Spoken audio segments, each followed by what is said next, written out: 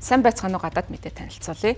Оросын холбооны улс хар тэнгис байгуулсан тохиролцоотой холбоотой өөрийн шаардлагыг танилцуулсан байна. За хэдхэн өдрийн өмнө бол хар тэнгист хоёр улс гал зогсох тухай гэрээ тохиролцоонд бол хүрсэн. Гэвч бол Оросын холбооны улсын зүгээс зарим нэгэн шаардлагыг тавьсан байна. За үүн дотор бол тус улсын зарим нэгэн банк болон аж ахуйн нэгжүүдэд тавьсан хоргийг цуцлах ийм шаардлага орсон байна. За тухайлах юм бол хөдөө аж ахуйн банкнд тавьсан хоргийг цуцлах, за мөн олон улсын SWIFT системд нэвтрэх Оросын банк компаниудын эрхийг нээж өгөх ийм шаардлагыг Оросын зүгээс тавьж байгаа юм байна. За тус тохиролцоо хийгдсэний шөнө нь бол Оросын холбооны улс Миколаев дахь Украины бомб руу бол нисгчгүй онгоцоор товтлсон гэж Украины албаны хүмүүс бас мэдгдсэн. За ерөнхийлөгч Владимир Зеленский ингэж цохилт өгж байгаа явдал бол Оросын холбооны улс инх тайвныг үннээсээ хүсэхгүй байна гэсэн илэрхий тохио байна гэдгийг бол мэдэгдэж байгаа. За Оросын холбооны улс Украиныг бүрэн хэмжээгээр эзлэн түрэмгийлэх үйл ажиллагаа явуулсны дараа Европын холбоо болон түүний холбоотнууд Оросын хэд хэдэн санхүүгийн байгууллагуудын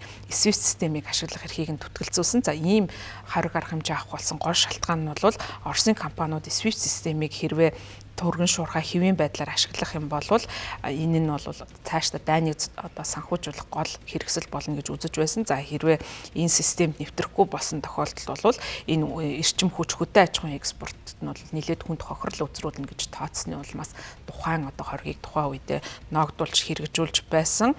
За энэ шийдвэрийг буцааж дахиад одоо Оросын холбооны улсын компаниудыг SWIFT систем рүү нэвтрүүлэхийн тулд Европын холбооноос зөвшөөрөл авах ёстой. За харин Европын хувьд бол сүүлийн үед гарч байгаа Европын холбооны орнуудын хэрэгжүүлж байгаа бодлого үйл ажиллагаанаас харах юм бол Украиныг цаашдаа тууштай дэмжих юм бодлоготой байгаа учраас бол энийг төдийлөн нааштайгаар шийдвэрлэх боломжгүй байж магадгүй гэсэн ийм таамаглалыг хийхэд хүрч байна. За Европын холбооны комиссийн хэвлэлийн төлөөлөгч энэ асуудалтай холбогдуулан мэдээлэл гаргасан. За Оросын бүх цэргийн хүчнийг бол Украинаас гаргасан тохиолдолд аливаа арга хэмжээг цуцлах, өөрчлөх ийм гол нөхцөлийг бол бүрдүүлнэ гэдэг ийм шаардлагыг бол Европын комисс тавьж байгаа юм байна. Энэ асуудалтай холбогдуулан Францын ерөнхийлөгч Эммануэль Макрон Оросын холбооны улсын асуудалтай холбогдуулан мэдээлэл гаргасан. За тэрээр бол Украины ерөнхийлөгч Владимир Зеленскийг Парист хүлээн авч уулзсан. За энэ үеэрээ Оросын холбооны улсыг авсан хориг арга хэмжээг цуцлах боломжгүй байгаа гэсэн ийм мэдээллийг өгсөн байна. За харин мягмар гарагт Америкийн нэгдсэн улсын ерөнхийлөгч Дональд Трамп Оросын холбооны улс дайныг зогсоохыг төдийлөн хүсэхгүй байна, аль болох асуудлыг бол хоошин татахыг цаг авахыг оролдож байна гэсэн ийм агуулга бүхий мэдээллийг хийсэн байна. За тэрээр хэлэхдээ Орос улс үүнийг бол энэ одоо хилцээрийг эцсийн байдлаар хэрэгжүүлэхийг хүсэхгүй байна. За тэд бол аль болох асуудлыг сонжруулахыг хүсэж байна. За үүнийг бол олон жилийн туршид бол хийсээр ирсэн гэдэг ийм мэдээллийг Newsmax одоо телевизэд өгсөн ярилцлагада мэдэгдсэн байна. За мөн энэ одоо хилцээртэй холбогдуулан Сауди Арабид бол 3 өдрийн туршид инхий хилцээ явагдсан. За үүний дараа бол Америкийн нэгдсэн улс хар тэнгист гал зогсоох гэрээ байгуулж чадсан тухай мэдээллийг олон нийтэд хүргэсэн.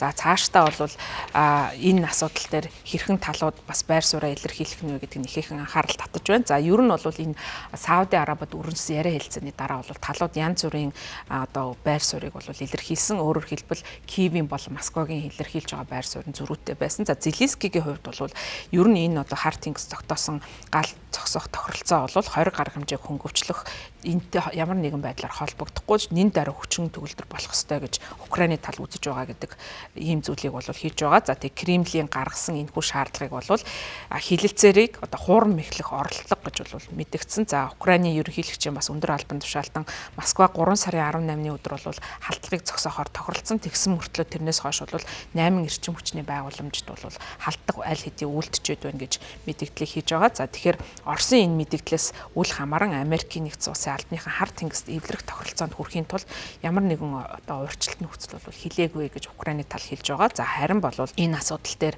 Оросын тал бол өөрийн одоо урьдчилт нөхцлүүдийг инхүү тавьж байгаа юм байна. За Францын ерөнхийлөгч Эммануэль Макрон Украины ерөнхийлөгчийг Парист одоо хүлээн авч уулзж байгаагийн гол шалтгаан нь бол Украин Оросын хооронд инх тайвны хилцээр байгуулахад туслах хүсэлтэй орнуудын ийм дээд хэмжээний уулзлыг зохион байгуулах гэж байгаа юм байна. Тийм учраас бол тухайн уулзалттай холбогдуулан 5 гарагт инхүү Зеленскийтэй уулзсан байна. За энэ одоо эвслийн гол зорилго нь бол Франц, Их Британд тэргүүлж байгаа. За тэр эвслийн гол санаачлага нь бол Орос, Украины хооронд гал зогсоох тохиолдолд Киевт аюулгүй байдлын баталгаа өгөхөд бол бэлэн байгаа гэдгийг илэрхийлсэн, улс орнуудын нэгдлийг илэрхийлсэн ийм дээд хэмжээний уулзалтыг зохион байгуулж байгаа юм байна. За энэ уулзалтын хүрээнд гарах баримт чинь үзэл баримт бол Пүрэв гарагт үндсэндээ тодорхой болно. За дээд хэмжээний уулзалт бол Пүрэв гарагт болох учраас үүгээр бол энэ одоо асуудлын эцсийн байдлаар бол шийдвэрлэх юм байна.